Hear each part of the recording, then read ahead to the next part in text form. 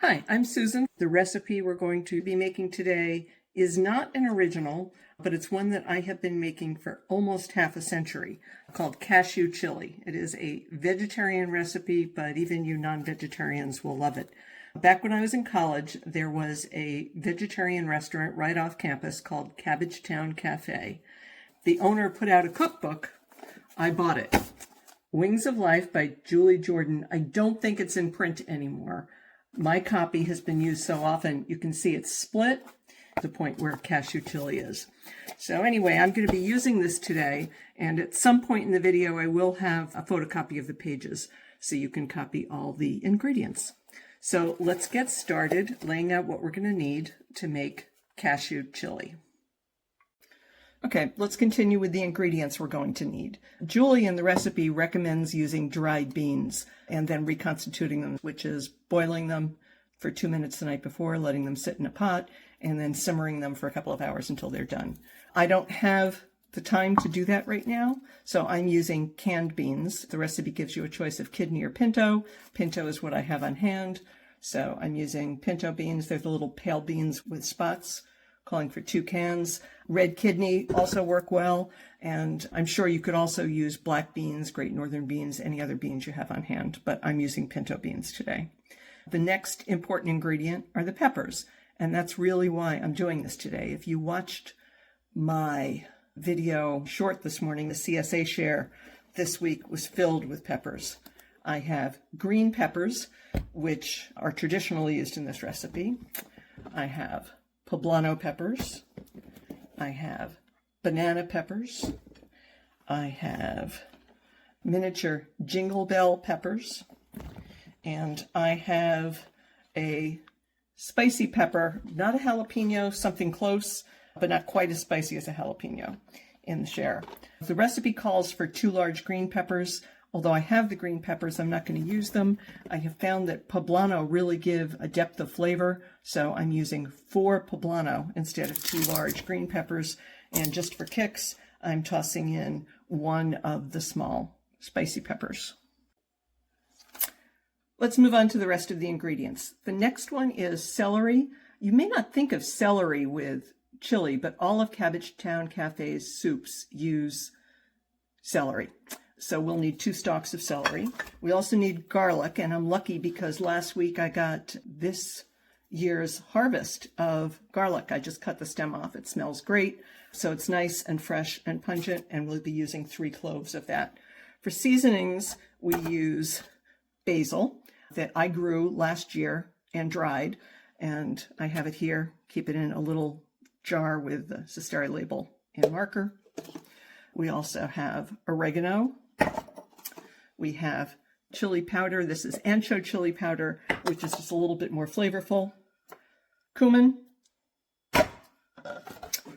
Bay leaves. I'm lucky enough here to have some that my sister grew last year from a bay plant she keeps inside. So I will be using 1 of her bay leaves. When I was in Italy last year, bay leaves were grown on hedges. They're a hedge plant along roads. You want bay, you just go out and get it. Here you go and have to pay an arm and a leg in the supermarket for it. Freshly ground pepper. Sea salt. And then we are also going to use, at the end, raisins to give it a little bit of sweetness. The cashews that give it its name. And some red wine vinegar, which we'll put in right at the end. And then I didn't mention at the beginning because there's not a quantity given for it in the recipe, but we're going to use olive oil to saute the vegetables when we get started. The one vegetable I haven't mentioned yet, which is really important, are the tomatoes. And that's because actually the next thing we're going to do is blanch them and peel them and get them ready to be used. Julie's recipe calls for 2 quarts of home canned tomatoes. I don't can. I do blanch and freeze tomatoes I don't use during the summer. And since I have some that I'm ready to blanch and freeze, I figure I would show you that today. But you can certainly use canned tomatoes if you don't have any of these on hand. So let's get going. When we're preparing our tomatoes, what most cookbooks tell you to do is to place an X in them to get them ready. I'll use my knife and take out the entire top and whatever bad spot there is. So you can see here's my tomato that's prepped. I'm going to do another one here. And the tops all go in my compost. This tomato is fine. There are no bad spots, but it does have, I think, what Jamie, my farmer, calls zippers. So we're going to put that in here. And I'm going to get all my tomatoes ready to go. And you can see here, this is what we have for tomatoes. So now I'm going to boil water, cook them for 2 minutes in the boiling water, and then we will come back and peel them and put them back in the measuring cup. Okay, while the tomatoes were boiling, I chopped all the vegetables and organized the spices. So what we have here is the peppers, onions, celery, and garlic. And in this little cup, we have basil, oregano, chili, and cumin. I am going to take my olive oil and put it in the pot. I don't have an overhead light, so I'll sort of show you like that. There's olive oil in there. I am going to put the vegetables on low to get them started. The tomatoes are just about done, and I can't hold up the pot because it's boiling water. But in addition to the boiling tomatoes, I have cold water here. I have my measuring cup to put them in, and I have my sieve to get them out of the boiling water. So the tomatoes are going from the boiling water into the ice cold water.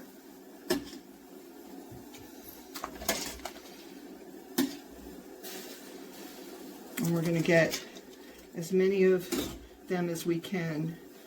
And so then we take the tomato, and over the compost bin, we pull the skin off and squeeze the seeds out. We're left with tomato pulp. It goes in there.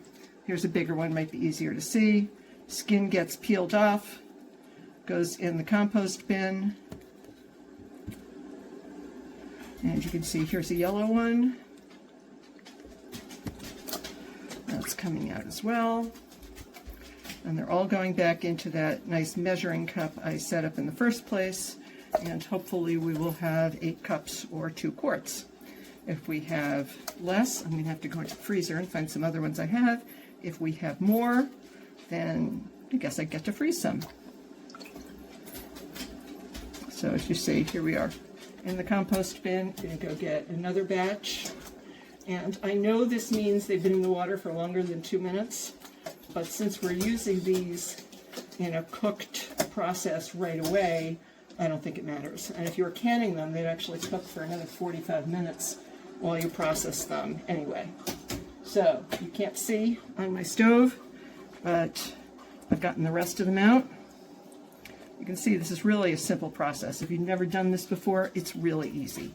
You just make an X or cut the stem out of your tomato. You boil water. Boil them for 2 minutes, dump them in cold water, which makes sure you don't burn your skin, as well as helps you to get the skin off because the skin separates very easily. Some of them you barely have to touch at all. If you see this yellow one I just did. And we have that one. Looks like you can't see the measuring cup. I'll show you at the end, but it looks like we are almost there. I think I estimated it pretty close.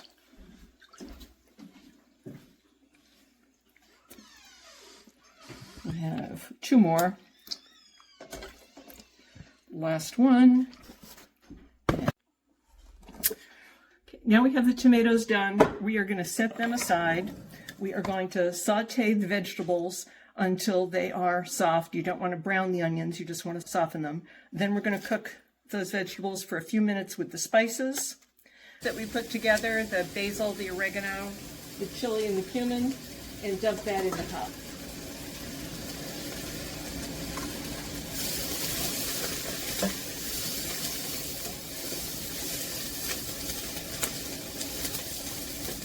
Stir it around briefly. Then we're going to dump the cashews in. I didn't show you, but it was 1 cup.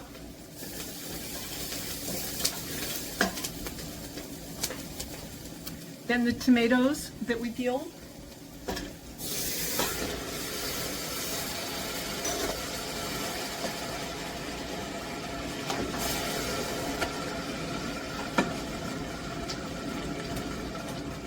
So we have everything in the pot except the bay leaf. We're going to put that in now, and a little bit of pepper.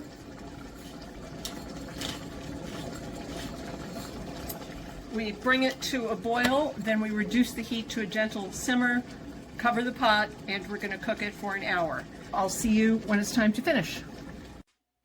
We're back. The chili has cooked for an hour, so the tomatoes are all cooked down and everything looks wonderful.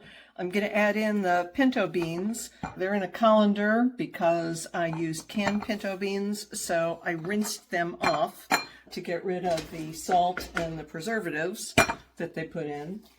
I'm going to stir them in. Then it will cook for just about 10 minutes to get everything warmed up. And what we're going to do after that is we are going to add a handful of raisins. Okay, the beans we put in have been cooking about 10 minutes, and the close to final step is the raisins. Julie Jordan says if you don't have raisins, you can use molasses, but all of this is to sweeten it up. She says put a handful in. I use a pretty big handful, if you can see. And that goes in. We cook for about another 10 minutes until the raisins soften. Then taste, check for salt. And if you're going to serve it right away, you can add the red wine vinegar.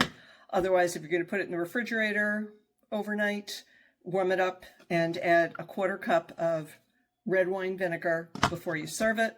And you can serve it as is, top it with guacamole, grated cheese, sour cream, salsa, whatever you like. So there it is, cashew chili from Cabbagetown Cafe, a recipe that I have been eating now for about half a century. Thank you very much for watching. I hope you enjoyed this, and let me know what you think. Thanks a lot. As I promised earlier, here is the recipe for cashew chili with the ingredients and the quantities laid out so you can make this at home. Thanks for watching. I hope you enjoyed this video. If you did, please click like, share with your friends, and subscribe to the channel for more recipes and tips from Sautéing. Thanks.